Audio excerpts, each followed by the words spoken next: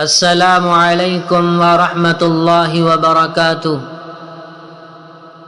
محترم سامعین کرام، آپ مان لیں کہ ہمارے معاشرے میں طلاق اور خلا کی سب سے بڑی وجہ عدم برداشت ہے۔ قربانی، ایثار، احسان، درگزر، معافی، محبت اور عزت یہ اسلام اور قرآن کی ڈکشنری میں آتے ہیں۔ کمال تو یہ ہے کہ ان جوڑوں کی طلاق زیادہ جلد ہو جاتی ہے جو جوائنٹ فیملی میں نہیں رہتے ہیں۔ خواتین کی نہ ختم ہونے والی خواہشات نے بھی معاشرے کو جہنم میں تبدیل کیا ہے۔ Electronic media, T V, serial اور فلموں نے گھر، گاؤں اور کچی بستیوں میں رہنے والی لڑکیوں تک کے دل میں ہیرو ہیروئن کا آئیڈیل پیدا کر دیا ہے۔ گھریلو زندگی کی تباہی میں سب سے بڑا عنصر ناشکری بھی ہے۔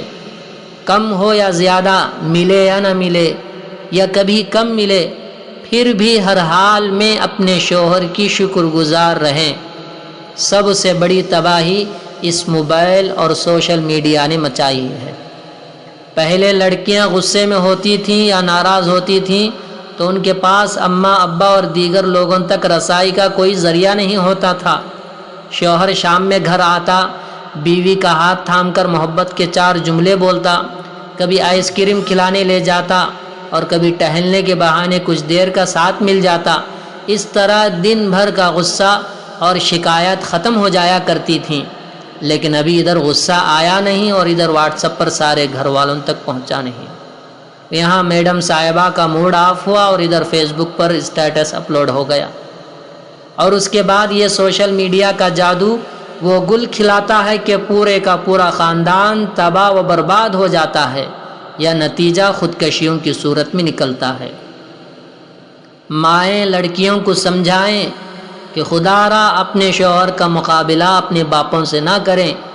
ہو سکتا ہے آپ کا شوہر آپ کو وہ سب نہ دے سکے جو آپ کو باپ کے گھر میں میسر تھا، لیکن یاد رکھیں آپ کے والد کی زندگی کے 50-60 سال اس دشت کی سیاحی میں گزر چکے ہیں اور آپ کے شوہر نے ابھی اس دشت میں قدم رکھا ہے۔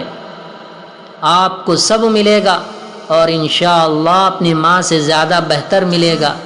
اگر نہ بھی ملے تو بھی شکر گزاری کی عادت ڈالیں، سکون اور اطمینان ضرور ملے گا۔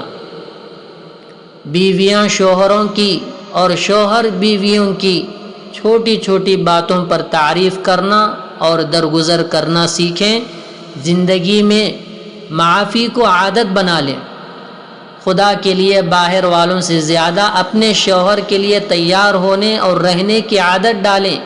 ساری دنیا کو دکھانے کے لیے تو خوب میک اپ، لیکن شوہر کے لیے سر جھاڑ منہ پھاڑ ایسا نہ کریں۔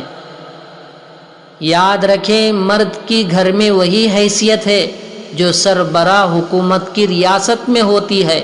اگر آپ ریاست کی بہتری کے بجائے ہر وقت سربراہ سے بغاوت پر آمادہ رہیں گے تو ریاست کا قائم رہنا مشکل ہو جائے گا۔ جس کو اللہ نے جو عزت اور مقام دیا ہے اس کو وہی عزت اور مقام دینا سیکھیں، چاہے آپ مرد ہوں یا عورت۔ ایک مثالی گھر ایک مثالی خاندان تشکیل دیتا ہے، اور ایک مثالی خاندان سے ایک صحت مند معاشرہ وجود میں آتا ہے، اور یہی اسلام کی منشا ہے۔